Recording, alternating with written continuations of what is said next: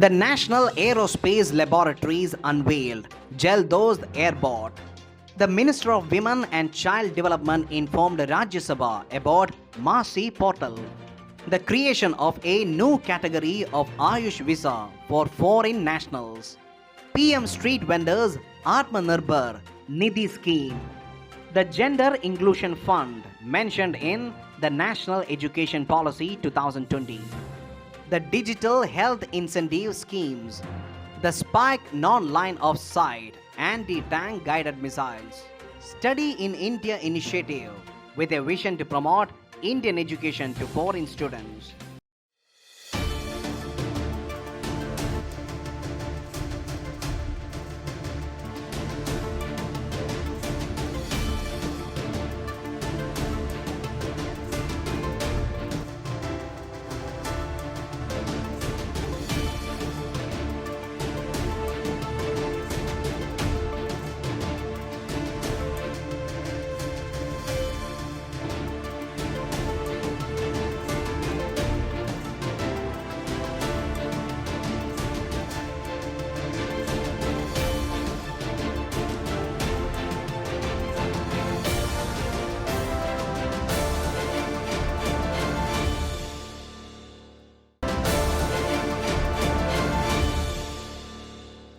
The National Aerospace Laboratories (NAL) unveiled Jal Dost Airbot.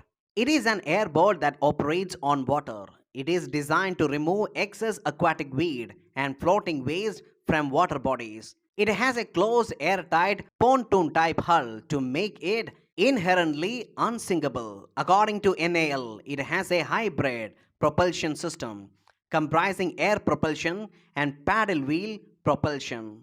The ability to travel through weed makes Jal Dost an ideal platform to collect them and bring them to the shore. A steel mesh belt conveyor system fixed in the front collects the waste. The collected waste falls onto the horizontal deck conveyor. After reaching the shore, the collected waste is unloaded by a rear conveyor system to trucks or tractors. NAL has developed two versions of Airbot, Jal Dost Mark 1 and an upgraded version, Jal Dost Mark 2. It is a constituent of Council of Scientific and Industrial Research India, established in the year 1959. It is the only government aerospace R&D laboratory in the country's civilian sector. NSIR NAL is a high technology oriented institution focusing on advanced disciplines in aerospace. It has several advanced test facilities and many of them are recognized as national facilities. It has provided significant value added inputs to all the Indian national aerospace programs. It has also developed many critical technologies for the strategic sector and continues to support the mission mod programs of the country. The Minister of Women and Child Development informed Rajya Sabha about Masi portal. Monitoring app for seamless inspections MASI Masi was developed for synchronous monitoring of the childcare institutions CCIs and their inspection mechanisms across the country. The National Commission for Protection of Child Rights has developed this application. The effective and efficient functioning of the mechanism for inspections of CCIs provided under the Juvenile Justice Act 2015 as amended in 2021. The app is linked to monitoring portal where the automatic reports are generated. This app enables unified inspections by child welfare committees, state inspection committees, district inspection committees, members of juvenile justice boards, and State Commission for Protection of Child Rights as laid down under JJ Act 2015. It serves as single platform for inspections of all CCIs across the country by any of the above stated authorities. The regular follow-up is done before and after the completion of cycle of inspection. The complete reports are automatically generated on the portal as soon as the questionnaire is filled and submitted by the authority. Key facts about National Commission for Protection of Child Rights. It is a statutory body established by an Act of Parliament, the Commission for Protection of Child Rights Act 2005. It works under the aegis of Ministry of Women and Child Development. The commission is mandated under the section 13 of CPCR Act 2005 to ensure that all laws, policies, programs and administrative mechanisms are in consonance with the child rights perspective as enshrined in the Constitution of India and the UN Convention on the Rights of the Child. The Ministry of Home Affairs recently notified the creation of a new category of Ayush visa for foreign nationals for treatment under Ayush systems, Indian systems of medicine. It is specifically designed for foreign nationals looking to receive medical treatment in India through traditional Indian systems of medicine.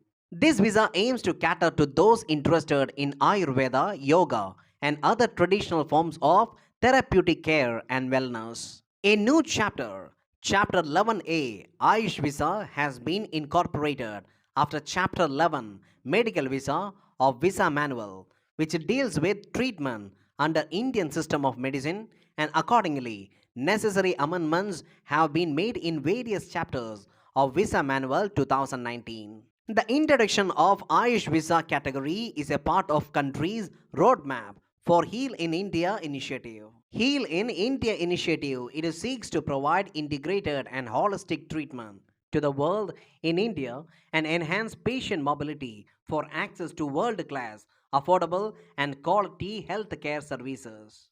Ayush stands for Ayurveda, Yoga, Unani, Naturopathy, Siddha and Homeopathy is an acronym devised in 2003 to change the name of the Department of Indian Systems of Medicine and Homeopathy. Indian System of Medicine and Homeopathy was created in March 1995 under the Ministry of Health and Family Welfare.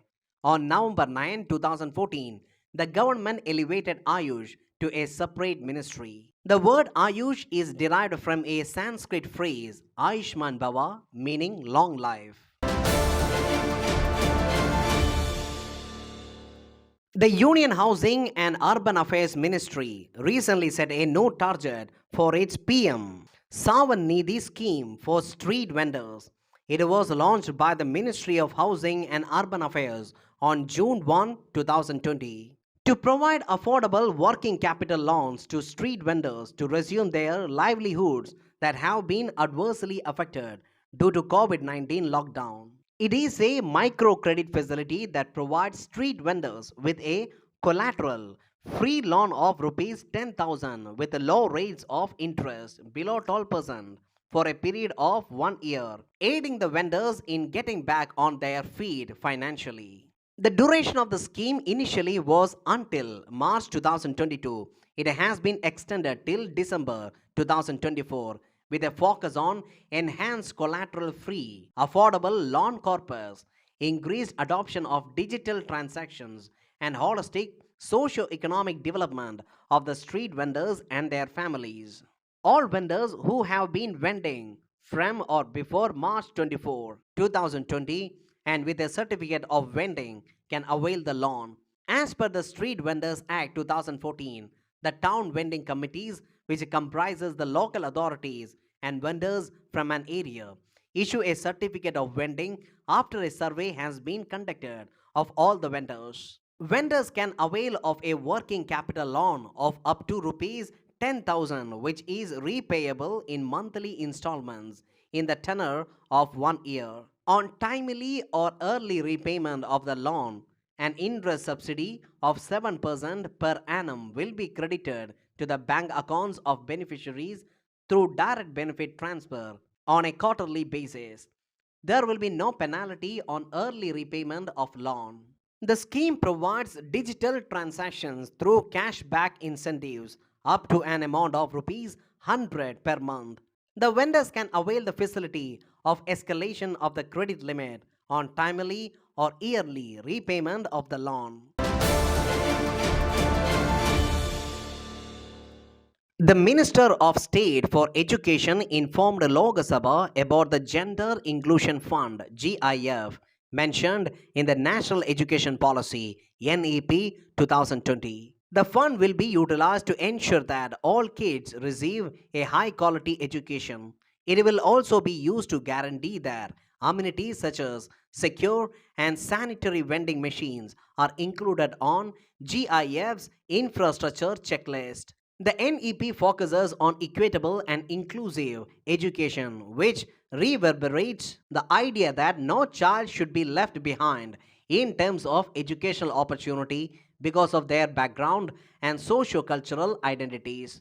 It has taken into account the concerns of socio-economically disadvantaged groups, which includes female and transgender individuals. NEP prescribes to approach gender as well as cross-cutting priority to achieve gender equality in education with a partnership of states and local community organizations. The objectives of NEP for equitable and quality education for girl children are being met through specific provisions under Samagra Shiksha 2.0 by allocating dedicated resources for socio-economically disadvantaged groups.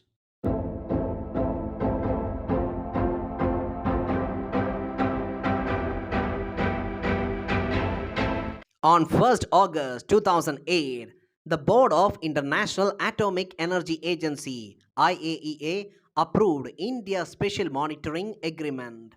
On 2nd August 1858, the Government of India transferred the East Indian Company to the British Crown. On 3rd August 2010, the Workplace Safety Bill 2010 passed against sexual harassment of women in 2012. The National Health Authority on Friday announced extension of its Digital Health Incentive Scheme (DHIS) under Ayushman Bharat Digital Mission till December 31st, 2023. The DHIS was launched with effect from 1st January 2023 as a part of ABDM. The scheme aims to give a further boost to digital health transactions in the country under ABDM, that is Ayushman Bharat Digital Mission. The incentives under this scheme would be provided to hospitals and diagnostic labs and also to the providers of digital health solutions such as hospital health management information system and laboratory management information system. Under this DHIS, the eligible health facilities and the digital solutions companies shall be able to earn financial incentives of up to rupees 4 crores based on the number of digital health records they create and link to Ayushman Bharat health account. Incentives would be provided to the following entities: health facilities having 10 or more beds, laboratory, radiology diagnostic centers, digital solution companies, etc. The incentives shall be provided on the basis of the number of ABHA linked transactions. It is the apex body responsible for implementing ABPM JAY. It has been entrusted with the role of designing strategy, building technological infrastructure, and implementation of National Digital Health Mission to create a national digital health ecosystem. It is a successor of the National Health Agency, which has been functioning as a registered society since 2018. Pursuant to cabinet decision for full functional autonomy, National Health Agency was reconstituted as the National Health Authority in January 2019. Union Minister of Earth Sciences recently said that India's ambitious Samudrayan project is set to send three personnel to a depth of 6,000 meters in a submersible vehicle. It is India's first manned mission to explore the deep ocean. It is designed to study the deep ocean resources and conduct biodiversity assessments as well. The mission will not disturb the ecosystem as submersible is used solely for exploration purposes. The project is a part of large deep ocean mission which supports the central government's Blue Economy Policy. The Ministry of Earth Sciences is the nodal ministry to implement this multi-institutional ambitious mission. Matsya 6000. It is a manned submersible vehicle developed by the National Institute of Ocean Technology, Chennai. It was developed under the Samudrayan Mission to facilitate humans in deep ocean in exploring mineral resources. It is designed with the capability of operating in the deep sea for 12 hours, while in case of emergency, it can also operate up to 96 hours with all necessary measures for human safety. Expected to be launched in 2024-25, it would make India only one among six countries US, Russia, Japan, France, and China to have piloted a crewed undersea expedition beyond 5,000 meters. It is a mission mod project to support blue economy initiatives of the Government of India. It is a high level, multi ministerial, multidisciplinary program for a better understanding of the deep sea living and non living resources of Indian Ocean. It will aid in India's efforts to attain the blue economy status. It aims to develop technologies to harness living and non living resources from the deep oceans. The Ministry of Earth Sciences will be the nodal ministry implementing this multi institutional mission. The estimated cost of mission will be 4077 crores for a period of 5 years to be implemented in a phase wise manner.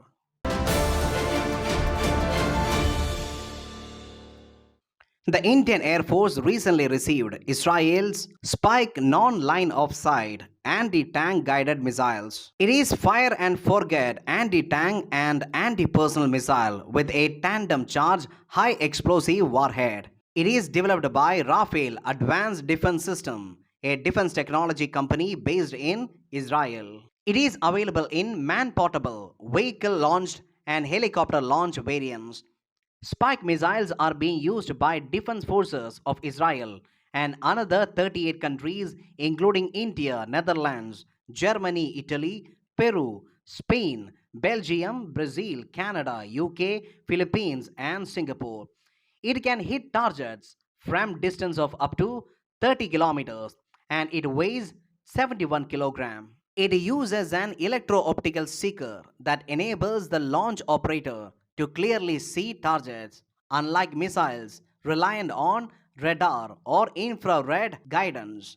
The seeker is also coupled to a data link that enables the launch operator to control the missile in flight to attack different parts of a tank or select another target. If not aboard the strike, it can be armed with different types of warheads suited to destroy tanks, air defense systems, or for use in urban combat. The Education Ministry recently launched Study in India portal with a vision to promote Indian education to foreign students. It is a dedicated website to provide information about higher education institutions in India, establishing India as a global hub for education by welcoming students from diverse backgrounds. It will showcase the academic programs in HEIs covering undergraduate, postgraduate, and doctoral programs, as well courses in Indian knowledge system such as yoga, Ayurveda, classical arts, and more. The portal will have information about academic facilities, research support, and related information available in the institutes. It will be one-stop spot for student registration, the visa application process, choosing desired courses, and receiving offer letters from the institute. It will have provision for students to apply in more than one institute or course of their choice. It will offer a streamlined and well organized application process for international students seeking higher education opportunities in India. Study in India program is a flagship project launched by the Education Ministry in 2018, and its aim is to endorse India as a prime education hub for international students by inviting them to pursue higher education in the country and explore valuable educational opportunities enabled by top Indian universities.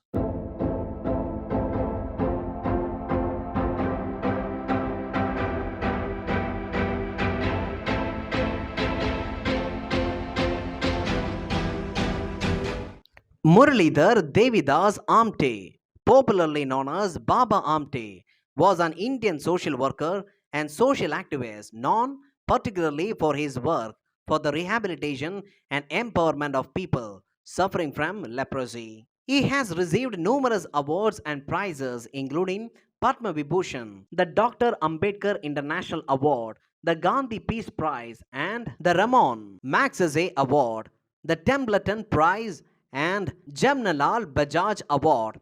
He is also known as the modern Gandhi of India. Trained in law, he developed a successful legal practice in Wardha. He soon became involved in the Indian independence movement and in 1942 began working as a defense lawyer for Indian leaders imprisoned by the colonial government for their involvement in Quit India movement. He spent some time at Sevagram, at the ashram started by Mahatma Gandhi, and became a follower of Gandhism. He practiced Gandhism by engaging in yarn spinning using a charkha and wearing khadi. When Gandhi got to know that Dr. Amte has defended a girl from the lewd taunts of some British soldiers, Gandhiji gave him the name Abhay Sadak.